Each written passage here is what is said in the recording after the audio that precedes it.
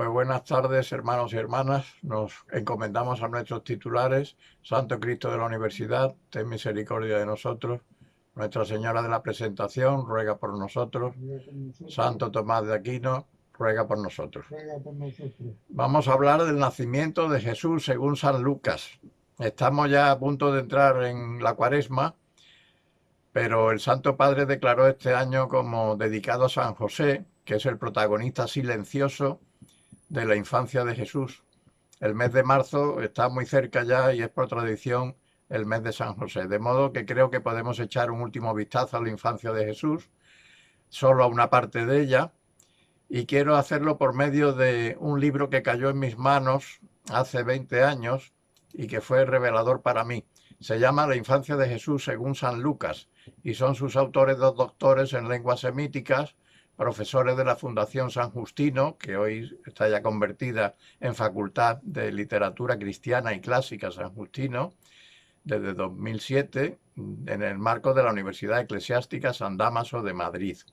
El primero de ellos es José Miguel García Pérez, nacido en 1951, que estudió en la Escuela Bíblica de Jerusalén y en la Universidad Católica de Washington, doctorándose en la Facultad de Teología del Norte de España luego.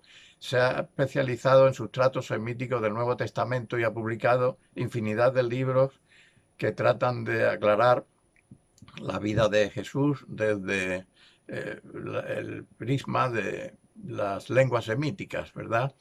En 2007 publicó un libro que ha tenido enorme éxito, Los orígenes históricos del cristianismo, que se ha traducido a varios idiomas. El segundo, pero no menos importante, es Mariano Herranz Marco, que se formó con el jesuita Joaquín María Peñuela, es doctor en semíticas por la Universidad de Berlín. Tras 8 años de estudio aprendió hebreo, arameo, siríaco, etiópico, acádico y árabe. Se perfeccionó un año en la École Biblique de Jerusalén, también como José Miguel García, y se doctoró en Teología Bíblica por la Universidad Pontificia de Comillas. Es profesor de lenguas bíblicas en el Seminario de Madrid, fundó la revista Cuadernos de Evangelio e impulsó la fundación del Instituto de Filología San Justino. Es autor de 2 libros muy conocidos para jóvenes, Jesús de Nazaret, el misterio de su persona y su obra, y Los Evangelios y la crítica histórica. Quiero empezar por el último capítulo del libro, cuando los autores explican por qué el Evangelio de Lucas es de Lucas y no de otro, sin entrar en profundidades porque se trata de argumentos absolutamente filológicos, de difícil comprensión para los no filólogos, pero sí podemos ver algún ejemplo que nos permita entender el método que utilizan estos autores. En Corintios 2:8, por ejemplo, el apóstol Pablo envía a Tito, a su amigo y discípulo, para que haga una colecta con objeto de ayudar a los cristianos de Jerusalén. Y le designa a un compañero cuyo nombre no aparece en la epístola, pero que debía ser persona muy conocida por todos. Luego será el mismo Pablo quien lleve a Jerusalén el dinero recogido por las iglesias de Macedonia, y los macedonios le designan por compañero a esa misma persona para que le sirva de protección y para que dé fe de que el dinero que le entregan va a llegar a su destino.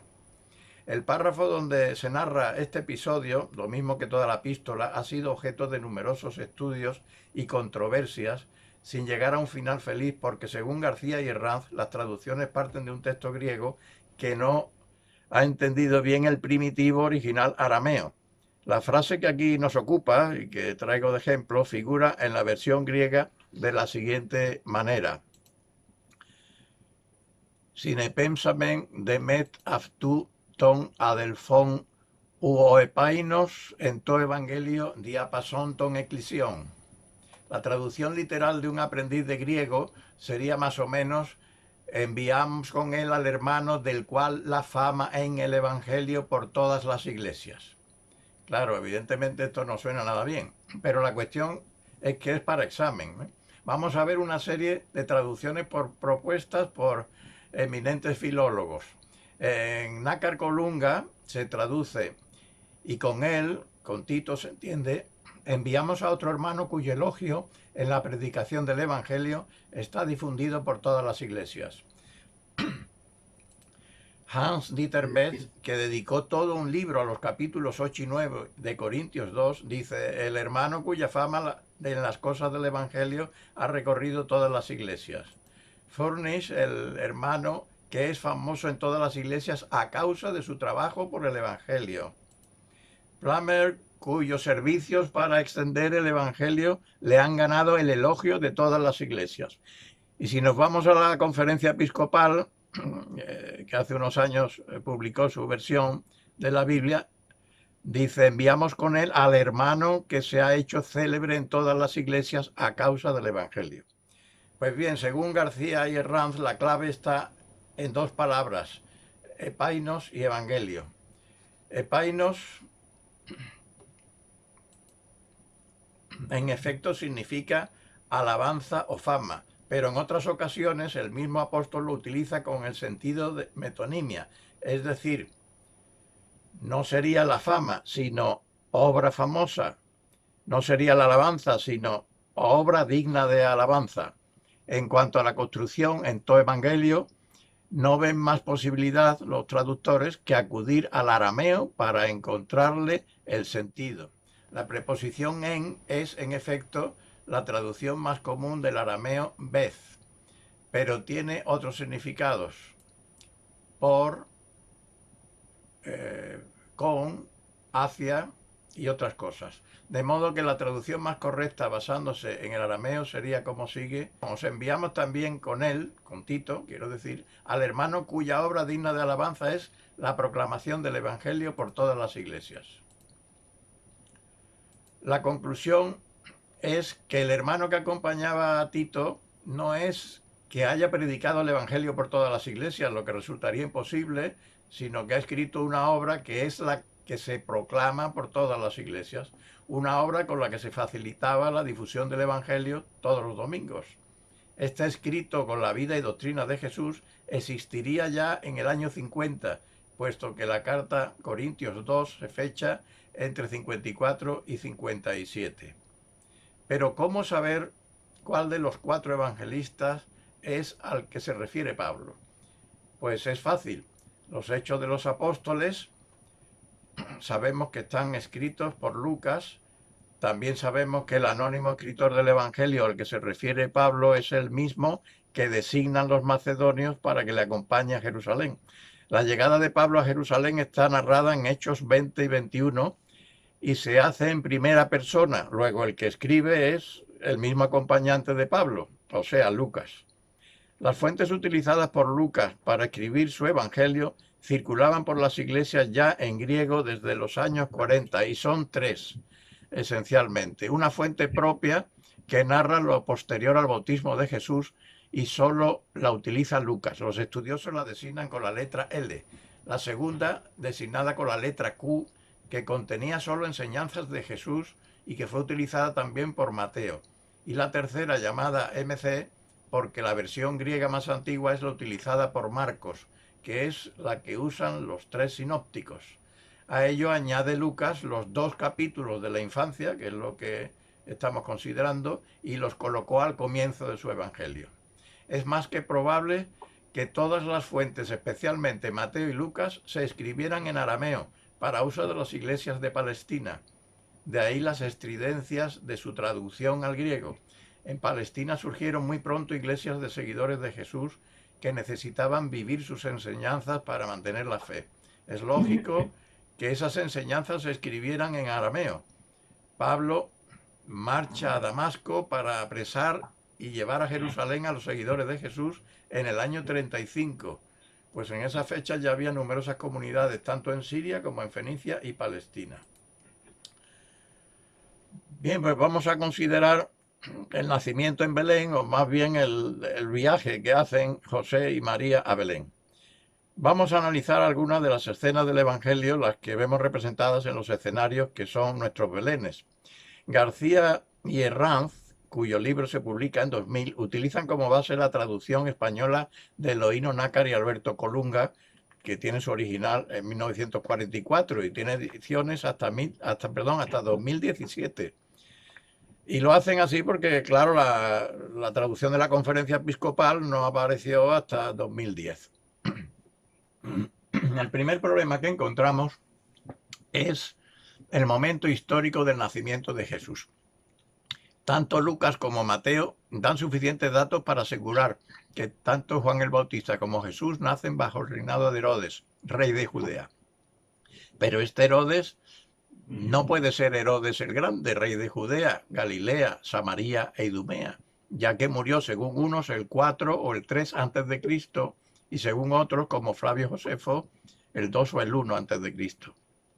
El gobernante de Judea entonces era desde el 4 antes de Cristo Herodes Arquelao, mientras que su hermano Herodes Antipas fue designado tetrarca de Galilea, todo ello con aprobación de Augusto.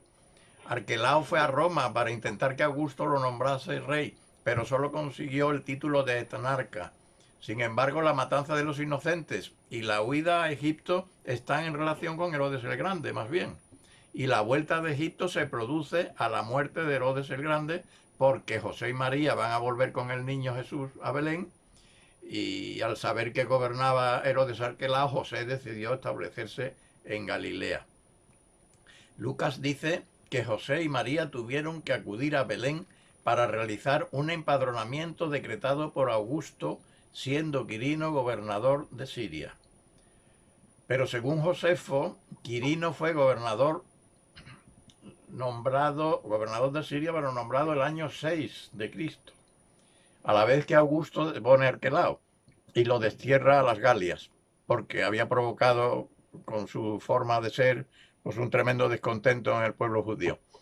Judea, Samaria e Idumea, los territorios que tenía Arquelao, cuando lo depuso Augusto, fueron puestas en ese año bajo directo mando del poder romano, con gobierno de un prefecto o procurador. Para controlar los impuestos, Quirino ordenó un empadronamiento general con general descontento del pueblo, por cierto, que dio lugar al surgimiento de los celotes, contrarios al poder romano, ¿no? Como se sabe. El problema es evidente. ¿Cuándo nació Jesús? ¿Bajo Herodes el Grande, 4 años antes, o bajo Quirino, 6 años después?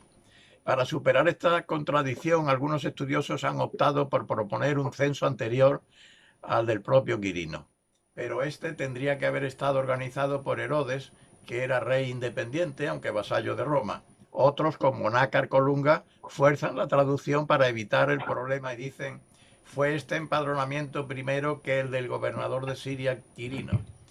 Siempre con el valor de anterior, aprovechando que el término griego protos puede ser equivalente a próteros, anterior.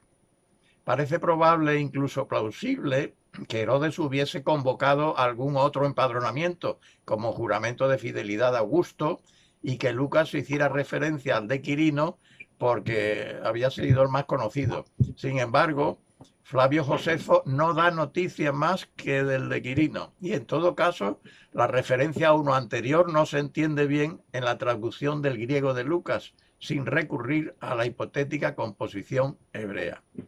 Si vemos el texto de Nácar Colunga, dice: aconteció pues en los días aquellos que salió un edicto de César Augusto para que se empadronase todo el mundo. Fue este empadronamiento primero que el del gobernador de Siria, Cirino. E iban todos a empadronarse cada uno en su ciudad. La construcción, todo el mundo, que otros traducen toda la tierra, viene de la palabra griega oikumene. Pero si pensamos en un original hebreo, la palabra sería sin duda Eretz, que significa en efecto la tierra, y también, según el contexto que tenga, significa las ciudades. De modo que la traducción correcta hubiera sido: en aquellos días llegó un edicto de César Augusto de que se empadronaran todas las ciudades, o bien que hiciesen su empadronamiento todas las ciudades. Y esto es lo que justifica que en el versículo 3 se diga: y así marchaban todos a inscribirse, cada uno a su propia ciudad. Este empadronamiento pudo haberlo realizado Herodes, aunque fuera por sugerencia de Roma, pero con funcionarios civiles judíos, sin intervención del poder romano, a diferencia del empadronamiento de Quirino en el año 6. Cuando en el versículo 2 se dice, fue este empadronamiento primero que el de Quirino, se confunde el pronombre este por el adjetivo este. Si se recurre a un hipotético original hebreo, la traducción quedaría perfecta de esta manera. Este es un empadronamiento primero que se hizo antes de ser gobernador de Siria, Quirino. Hay testimonios arqueológicos semejantes. En 3 a.C., los habitantes de Paflagonia, en el norte de Turquía, fueron convocados para prestar fidelidad al emperador, y era un juramento que se hacía en cada ciudad ante la estatua del emperador, como conmemora una inscripción en este lugar que he citado. La traducción de Nácar Colunga dice a continuación que José subió de Galilea, de la ciudad de Nazaret, a Judea, a la ciudad de David, que se llama Belén, por ser él de la casa y de la familia de David, para empadronarse con María, su esposa, que estaba encinta. Pero es evidente que José no iba a emprender semejante viaje con su mujer en esas condiciones si no hubiera una razón de peso. Podría haberse empadronado en cualquier ciudad importante cercana, como Cafarnaún o Magdala. Y aquí viene una omisión importante de los traductores Nácar Colunga. Pasan por alto el binomio de partículas griegas de caí. La primera, por ser polivalente, tiene difícil traducción, pero la segunda tiene valor adverbial y puede significar también, incluso, además. Y resulta que en hebreo la partícula correspondiente a caí es wav, que tiene el mismo significado. Tendría que traducirse, pero José subió incluso de Galilea, es decir, había una razón de peso. Esta razón hemos de encontrarla en el contexto de la familia y en las circunstancias. Los dirigentes políticos religiosos de una pequeña aldea como Belén querían quedar bien, obviamente, con las autoridades que habían convocado el empadronamiento. José estaba por circunstancias de trabajo, seguramente en Nazaret, o bien porque María era de allí, que acababan de casarse. Pero José era de la casa de David, es decir, que pertenecía a la nobleza local más ilustre de Belén, aunque sin posibles económicos. Es evidente que los vecinos de Belén le insistieran para que no faltara la cita de todo el clan familiar, porque constituían la humilde aristocracia de aquel pueblo. La traducción correcta quedaría así: pero José subió incluso de Galilea, de la ciudad de Nazaret, a Judea, a la ciudad de David, que se llama Belén, por ser él de la casa y familia de David, para empadronarse con María, su esposa, a pesar de que estaba encinta. Pasamos a comentar el pesebre. Lo que se deduce claramente es que José tiene su vida compartida entre Belén y Nazaret, cosa por otra parte propia de un oficial que pudo ser carpintero, albañil o cualquier otro oficio, que generalmente tiene que ir de un lado para otro por los encargos. Igualmente, su estancia en Nazaret tiene que ver, como he dicho, pues con María, que vivía allí, pero su residencia familiar, su casa solariega, diríamos, estaba en la ciudad de David, en Belén, porque eran herederos de David. Hay que pensar que José no iba a Belén con María a la aventura, sino con la seguridad de que va a la casa de su familia, a pesar del esfuerzo que supone emprender el viaje con María en avanzado estado de gestación. Pensemos que tuvieron que cubrir una distancia de 150 kilómetros aproximadamente.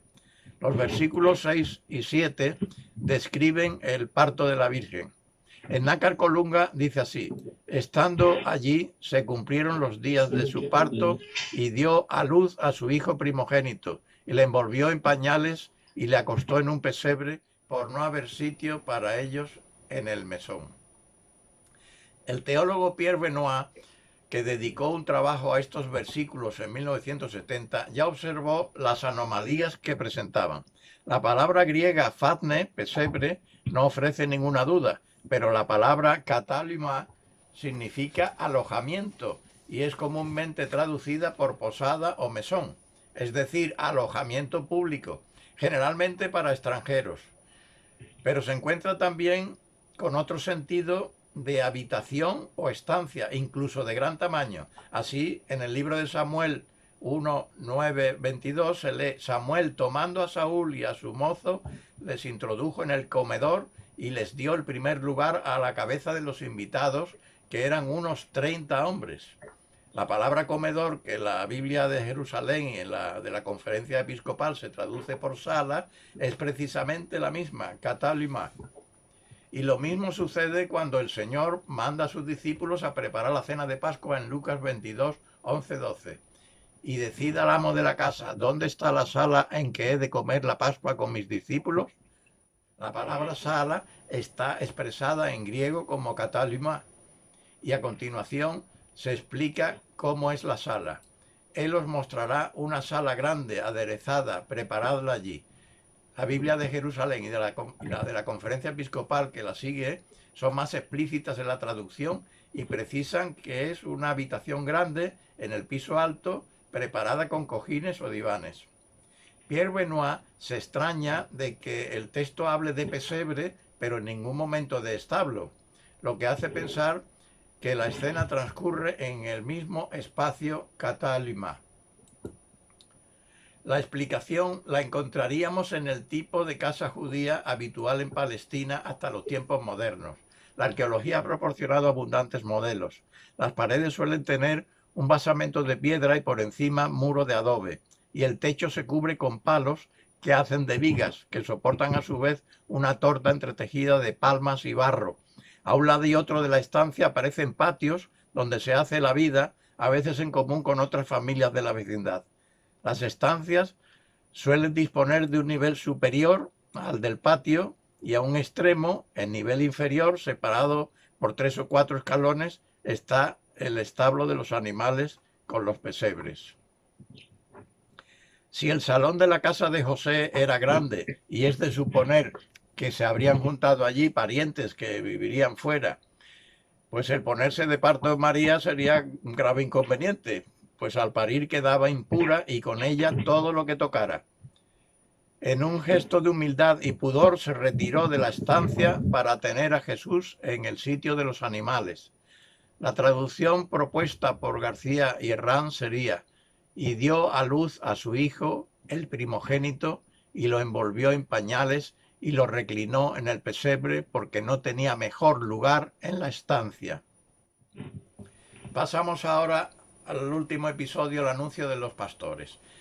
El común de las traducciones del Evangelio de Lucas, y así lo hemos aprendido, nos transmiten la escena de unos pastores de Belén que están en el campo, que no tienen ni idea de quiénes son María y José, a los que se aparece un ángel para decirles que les ha nacido un Salvador, y lo reciben pues con muchísimo miedo, ¿no?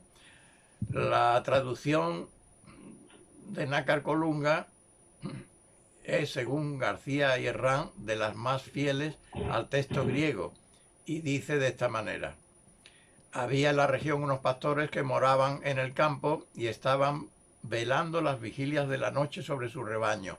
Se les presentó un ángel del Señor y la gloria del Señor los envolvió con su luz y quedaron sobrecogidos de temor. Díjoles el ángel: no temáis, os anuncio una gran alegría que es para todo el pueblo. Os ha nacido hoy un Salvador, que es el Cristo Señor, en la ciudad de David. Esto tendréis por señal: encontraréis al niño envuelto en pañales y acostado en un pesebre. Aunque Belén había sido grande en otro tiempo, en la época de Herodes no sería más que un pueblo pequeño en la ladera de una colina, principalmente habitado por pastores y agricultores. Pero por muy pequeño que fuera, no cabe imaginar que el ángel les diga a los pastores que se pongan a buscar casa por casa un niño acostado en un pesebre.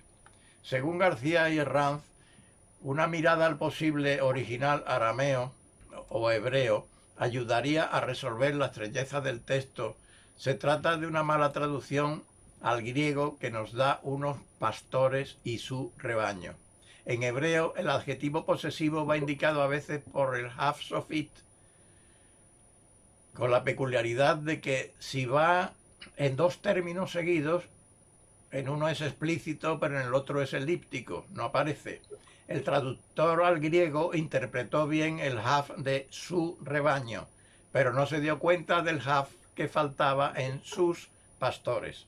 De esta manera, la construcción, la Sagrada Escritura en sí está interpretada otras veces bien, pero en este caso al traductor, según García Irrán, pues se le fue el Hafsofit.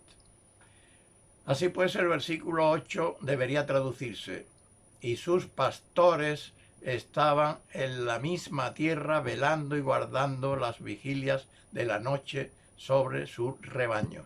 Sus pastores, es decir, los de la casa de David, los de la familia, que naturalmente conocían a José y sabían que María estaba embarazada.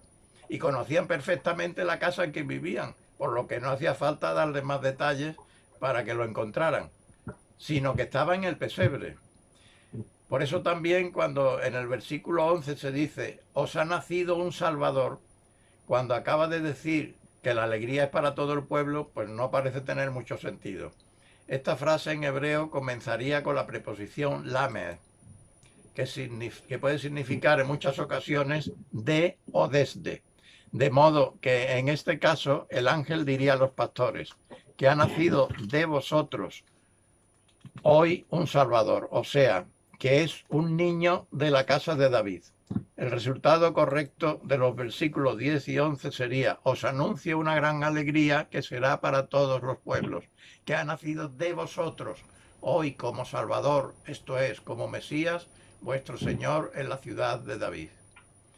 La última complicación que tiene la versión griega es que las señales que acompañan a los anuncios de un ángel suelen ser sobrenaturales, como signo del poder de Dios, mientras que aquí la señal de un niño envuelto en pañales en un pesebre parece un hecho natural. Pero resulta que la palabra griega que significa señal, simeion, también puede significar portento o prodigio. De modo que García y Herrán proponen una nueva traducción. Y esto será para vosotros lo portentoso. Lo encontraréis a vuestro Señor, niño envuelto en pañales y puesto en un pesebre. Así pues, lo que el ángel anuncia a los pastores es que les ha nacido un Señor que es lo más natural por ser hijo de María y José, su Señor, el Señor de la familia. Pero a la vez, lo prodigioso es que se trata del Mesías, y siendo el ungido, el Cristo al que se está esperando desde hace siglos, aparece como niño en un pesebre. Muy bien, pues hasta aquí podemos llegar con el comentario de Lucas 2, 1 a 12, en que se narra el nacimiento de Jesús, que recapitulando, pues creo que habrá quedado suficientemente claro y nos da una nueva visión de cómo debió de ser el nacimiento de nuestro Señor.